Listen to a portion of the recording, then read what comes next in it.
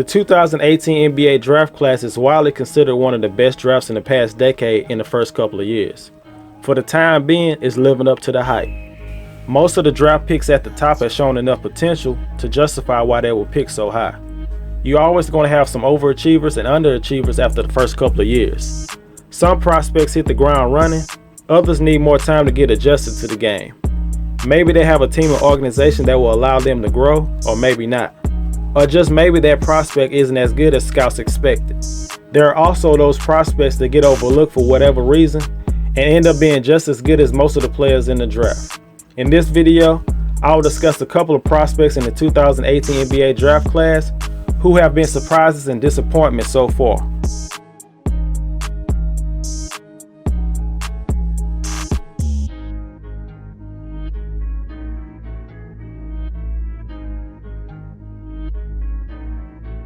Let's start with the players who have been a disappointment. Marvin Bagley had an unbelievable freshman year at Duke. Not only did he show potential, but he also was productive. He was being compared to a Hall of Fame player like Kevin Garnett because of his constant energy and hustle. He led Duke to within one game of the Final Four. The ACC Player of the Year led the conference with 21 points and 11 rebounds per game. His size and skill set was very intriguing for NBA scouts, and they believed his jump shot and defense would improve because of his work ethic. Bagley was drafted second overall by the Sacramento Kings and has shown a lot of promise and has been a good NBA player so far. He still hasn't improved much as a shooter and a defender, but he's been strong around the paint, shooting around 69% within 3 feet of the basket in his short career. Almost everything we knew he was already good at in college, he's been good at in the NBA. But when you're drafted in front of players like Luka Doncic and Trae Young, you're going to be held to an even higher standard than a normal second overall pick. Like I said before, Bagley has been a good NBA player, but the fact that Doncic was selected right after him and is already looked at as a top 20 player in the second year makes you realize that Bagley has a lot to live up to. You have Doncic and Trae Young already becoming all-stars in their second year, DeAndre Ayton averaging around 18 and 12, and Jaren Jackson Jr. averaging just under 18 points on a steady 40% from beyond the arc. A player like Shai Milton, who was drafted 11th overall, has made a bigger impact than Bagley so far. Bagley has put up some solid numbers in his second year, averaging 14 points and 7.5 rebounds, but it's his availability that's the main issue. Bagley has missed a lot of games in his first 2 years in the league. After missing 20 games in his rookie year, he's only appeared in 13 games this season because of a thumb injury and a foot injury. De'Aaron Fox is a good player, but nobody believes he can be the best player on a championship contender. That's why the Sacramento Kings really needed that second overall pick to be a star. Usually you need a talented prospect with good size to be the best player on the team. Marvin Bagley is supposed to be that guy for this franchise. The Sacramento Kings have the longest current NBA drought in the NBA. After surprising the league with almost making the playoffs last year, they took a major step back this season. They were invited to Orlando for the restart of the season and do have a small chance to get to the playoffs, but it is unlikely. A franchise like this needs a transcendent player to come along and put the franchise on his back and lead them to playoff contention. Usually a player like Doncic wouldn't be available at number 2. I believe the Sacramento Kings ruined their chance to get a player they needed, and that opportunity doesn't always come around very often. When you're a struggling franchise that is not a free agent destination, you have to make it count in the draft. And I believe the Kings missed their chance. Doncic looking like the best player in the draft, and Bagley having constant injury issues in his first 2 years are the main reasons why I consider him a slight disappointment. When Moe Bamba was drafted 6th overall by the Orlando Magic, I automatically believed that Nikola Vucevic was on his way out of Orlando. Why draft a big man that high and also keep Vucevic on the team? But ever since then, Vucevic has played his best basketball of his career, which resulted in a $100 million contract, and Moe Bamba overall has failed to look like he belongs in the NBA. His rookie season was dreadful. He showed he could be a great shot blocker in the future, but he didn't show much impact in any other area. Bamba's shot blocking ability hasn't been impactful enough to make up for his offense and lack of physicality. His jump shot was expected to take some time before it's consistent, but scoring around the basket has been a problem.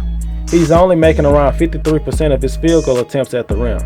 With being so raw on offense, he's just not able to get easy buckets consistently. He needs to find a way to be a threat on offense. He's made small improvements from his rookie year to his sophomore year with his outside shooting. In just 2 seasons, he's averaged around 5 points, 5 rebounds, and just over a block in just 14 minutes a game. Bamba ranked 60th out of 70 qualified centers in ESPN's Real Plus Minus. There was a report that since the NBA suspended the season, Bamba has put on some muscle, which is much needed. He didn't have the strength to bang down low with the big man before. This is an encouraging sign, and it seems he's doing everything he can to improve his game and become an important piece to an NBA team. But still, Moe Bamba has been one of the most disappointing players from his draft class. At the moment, there's no reason why the Magic will give up on Nikola Vucevic in favor of Moe Bamba just because he was a high draft pick. It wouldn't be surprising if the Magic engaged with other NBA teams about the possibility of trading Moe Bamba. I just don't see Bamba improving enough in the next couple of years for the Magic to get rid of Vucevic. Kevin Knox came out of the University of Kentucky touted for his size, athleticism, and outside shooting. He averaged a team-high 16 points per game and grabbed just over 5 rebounds per game. Knox scored 20 points on 10 different occasions, including a career-high 34 points against West Virginia and 25 against Davidson in the NCAA tournament. It seemed like he had what you needed to be a good NBA player, at least on offense. I was one who thought that the Knicks made the right move by drafting him instead of a player like Michael Porter Jr. I just believe his injury was too much of a risk, and Knox had good enough offensive tools to justify being picked in the top 10. After putting on a show in NBA Summer League and having a solid rookie year, Knox seemed to lose all confidence in his sophomore season. Knox saw a drop in minutes and his scoring average. The Knicks coaching staff and front office deserve at least half the blame by bringing in veterans on short-term deals, which took away some valuable playing time for Knox. He is shooting 34% from 3 off the catch, which is not great, but it's not bad either. That's really not the major problem for Knox at this point. Finishing in traffic has been one of his biggest problems. He's shooting under 40% on his attempts around the basket, showing a lack of shooting touch. Being able to score off the dribble has been non-existent so far, and he doesn't look like he'll ever be a reliable shot creator. He is being just as bad on defense also. You really can't blame Fizdale for not playing him as much after Marcus Morris got traded, because Knox wasn't able to contribute on either side of the ball down the stretch of the regular season. Things need to change very quickly for Knox to be able to live up to his draft position. While there are players who have been a disappointment, there are plenty of guys who have been a pleasant surprise. There are some honorable mentions with players like Shai Gilgeous-Alexander, who you could make a case of being a top 5 player in this draft, and you also have Mitchell Robinson, who has been an impressive rim protector so far in this league. These players have not only lived up to my expectations, but also have somewhat exceeded my expectations. Now let's start with one of my most surprising players of this draft class. To get any kind of value late in the draft is a win. The 76ers traded for the 54th pick, which was combo guard Shai Milton out of SMU. Milton has been a pleasant surprise for a team that has been a big disappointment overall this season. After letting J.J. Redick walk in free agency last summer, shooting has been a consistent problem for this 76ers team. That's one of the skills that Shai Milton has provided in a small sample size. He started in the G League last season, where he showed how good of an outside shooter he was. He looked good earlier this season before he suffered an injury and fell out of the rotation. But when he was able to get consistent minutes again, he didn't look back. January 22nd is when he started getting legit minutes. In 20 games prior to the suspension of the season, Milton averaged around 13 points and 3 assists per game, on 52% shooting from the field and an amazing 51% from three-point land. He set an NBA record for consecutive made threes. In a short amount of time, he has proven to be a sharpshooter from deep and an above-average playmaker who has given life to a stagnant half-court offense. His coming out party was against the LA Clippers when Embiid and Simmons were out with injuries and he dropped a career-high 39 points on the road. Recently, head coach Brett Brown has been using him in starting lineups in practice, and they have moved Ben Simmons to the power forward spot. This is a good move by the simple fact that you get a much-needed shooter in the lineup that can help rejuvenate this offense. Who knows if this will put Simmons in a better position to be more successful, but this change will help the overall offense of this team. Shai Milton looks legit, and that's not bad for a player who almost didn't hear his name called on draft night. When you're an upperclassman in college, NBA scouts usually assume that their production in college is largely due to the fact that that player is much more mature and has a significant advantage over most of the players in college basketball. The more time you spend in college as a basketball player, the more they pick your game apart. Most scouts don't believe upperclassmen can duplicate what they've done in college, and they also believe they won't improve that much once they get to the next level. But there are always exceptions to the rule. Jalen Brunson is one of the most accomplished college basketball players in the last decade. Great leader, tough competitor, and a crafty scorer. Everything he was good at in college basketball, he is just as good at in the NBA. In his final 30 games as a rookie last season, he averaged around 13 points, 4 assists, and 3 rebounds per game. After J.J. Barea suffered an Achilles injury, that cleared the way for Brunson to get the playing time he deserved, and he capitalized on his opportunities. He has enough quickness and craftiness to get by his defenders and finish over the defense in the lane. He shot a respectable 35% from 3 in his last 2 seasons. With the addition of DeLon Wright and Seth Curry in his second year, his minutes have been up and down, and he has played much fewer minutes this season compared to his rookie season. But if you look at his per 36-minute stats, he actually improved his scoring and rebounding. He has more than proved he was supposed to be selected before the 33rd pick in the draft. He had shoulder surgery after the NBA suspended the season, and more than likely won't be playing in Orlando as the NBA resumes the season in late July.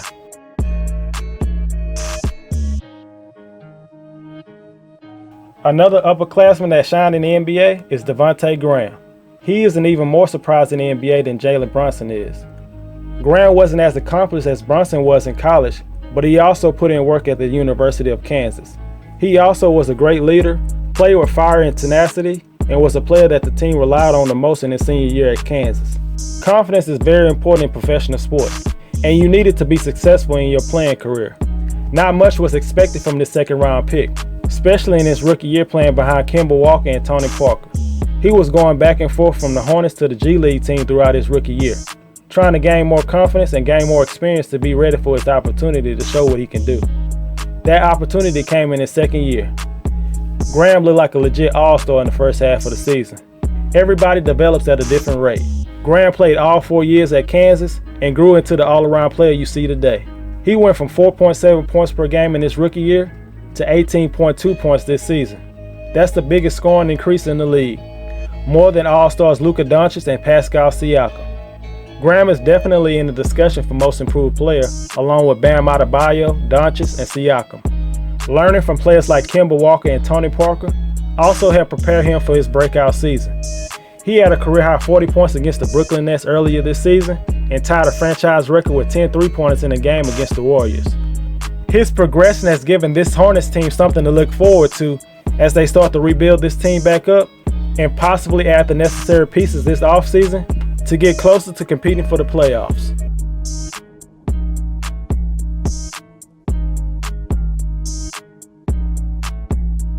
If you enjoyed the video, hit the like button, and if you haven't subscribed to my channel yet, do it right now for future NBA content.